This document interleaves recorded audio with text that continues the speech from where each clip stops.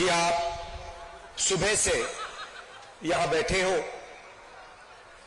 दिल्ली में फॉग के कारण हमारी फ्लाइट, खारगे जी की फ्लाइट डिले हो गई, इसीलिए हम समय पर नहीं आ पाए। आप सबको कष्ट हुआ, इसके लिए मैं आप सबसे शुरुआत में ही माफी मांगना चाहता हूं।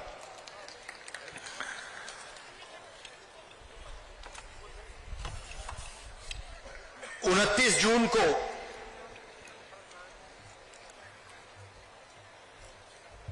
मैं मणिपुर आया था और उस विजिट में जो मैंने देखा, जो मैंने सुना, मैंने कभी पहले नहीं देखा था, नहीं सुना था। 2004 से मैं राजनीति में हूं। पहली बार मैं हिंदुस्तान के एक प्रदेश में गया जहां गवर्नेंस का पूरा इंफ्रास्ट्रक्चर कोलैप्स कर गया था, जिसको हम मणिपुर कहते थे।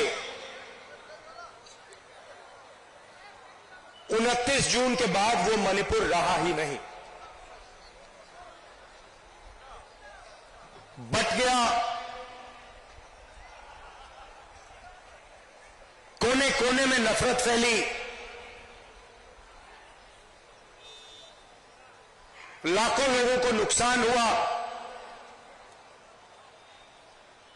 भाई बहन, माता पिता आंखों के सामने मरे।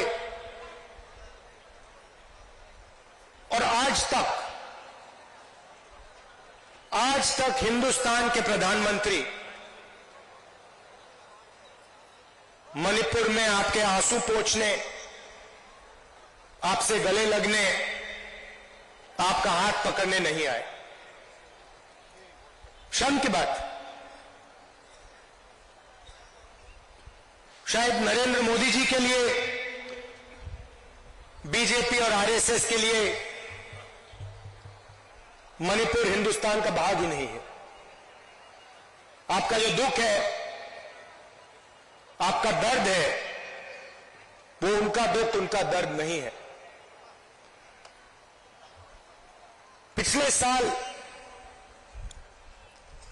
हमने भारत जोड़ो यात्रा शुरू की। कन्याकुमारी से कश्मीर तक हम चले, 4000 किलोमीटर चले और भारत को जोड़ने की हमने बात की, नफरत मिटाने की बात की,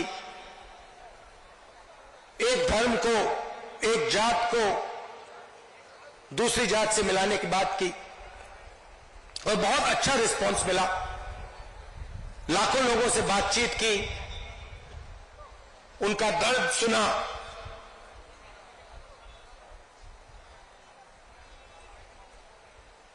मुश्किल था मगर बहुत अच्छा लगा। लोगों ने कहा कि कन्याकुमारी से कश्मीर तक यात्रा की है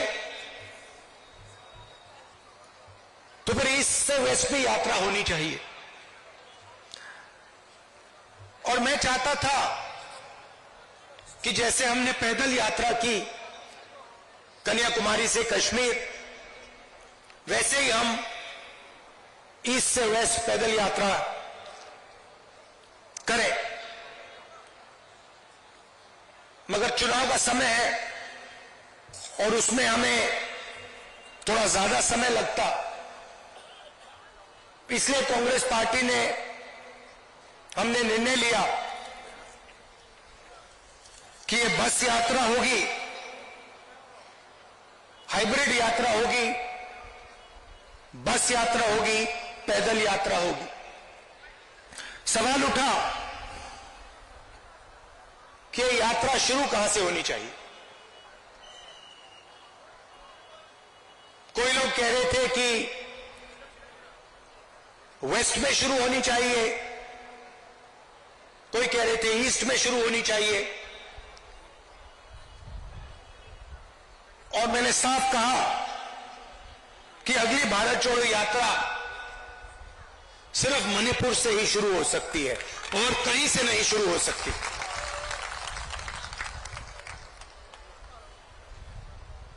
मणिपुर बीजेपी की जो राजनीति है, बीजेपी की नफरत, आरएसएस की नफरत, उनका जो दृष्टिकोण है, उस विचारधारा का मणिपुर एक चिन्ह है। जो आपने यहां खोया, जो मेरे भाई ने बस के ऊपर कहा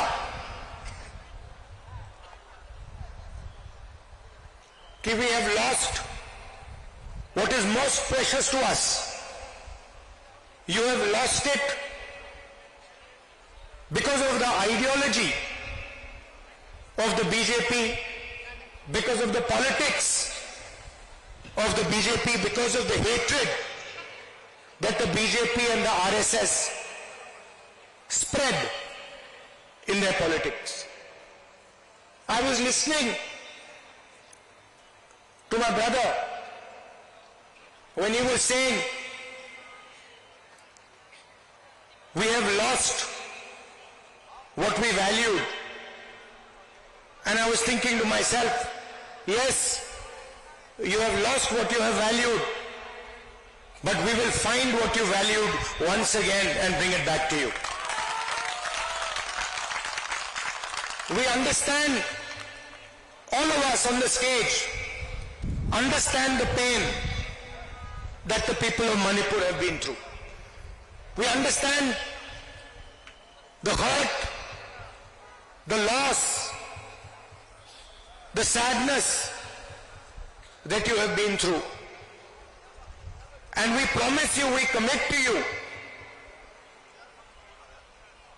that we will bring back what you valued. We will bring back the harmony, the peace, the affection that this state has always been known for. Question arises, why Nyaya Yatra? Because we are going through a period of great injustice in India.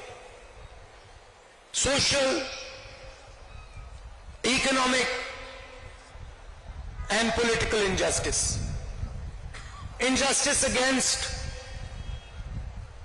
the people of Manipur, the traditions of Manipur, but also injustice across the nation. Economically, monopolies are being built. Few people are getting access to all the wealth of the country. One or two businesses have their fingers in everything, and the large majority of businesses, small and medium businesses, are being destroyed. Huge level of unemployment, massive price rise is what the whole of India is facing. On the social side, the large mass of India's people,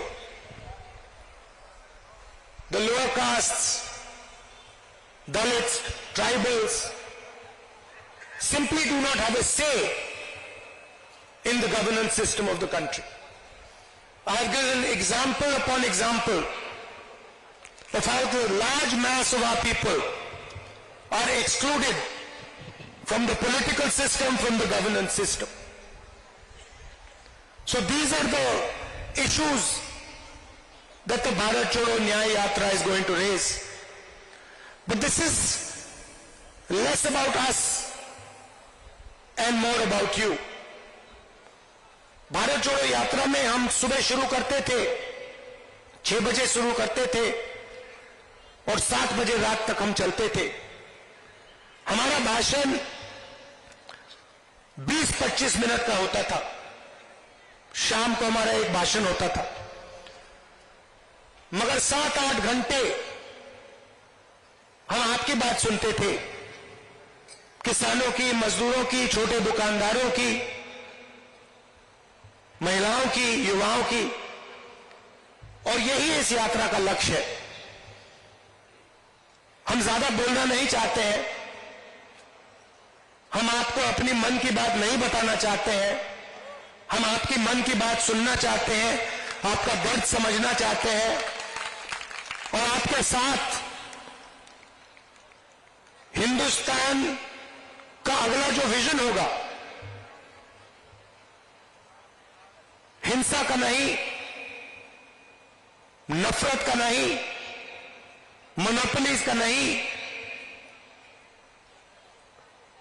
मगर harmonious, equitable और भाईचारे का vision हम आपके साथ मिलकर, आपकी आवाज सुनकर, वो हम हिंदुस्तान के सामने रखने जा रहे हैं।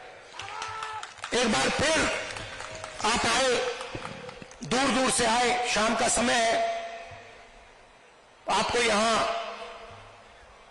बहुत समय रुकना पड़ा, इसके लिए मैं आपसे माफी मांगता हूं। और आने वाले दिनों में आपके साथ मिलने का मौका मिलेगा, बातचीत करने का मौका मिलेगा, गले लगने का मौका मिलेगा भारत छोड़ो न्याय यात्रा में। तो मैं काफी खुशी से आपसे मिलने की तैयारी करना। बहुत बहुत धन्यवाद, नमस्कार, जय हिंद।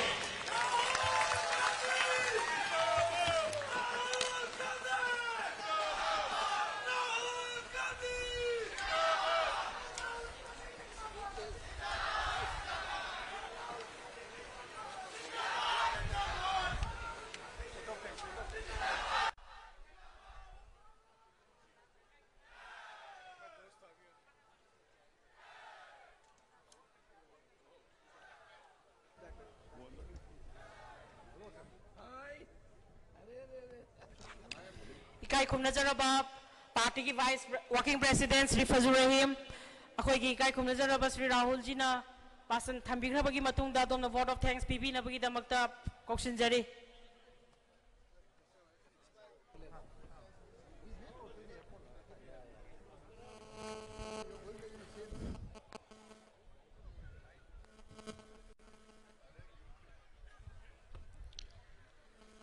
भारत जोड़ो न्याय यात्रा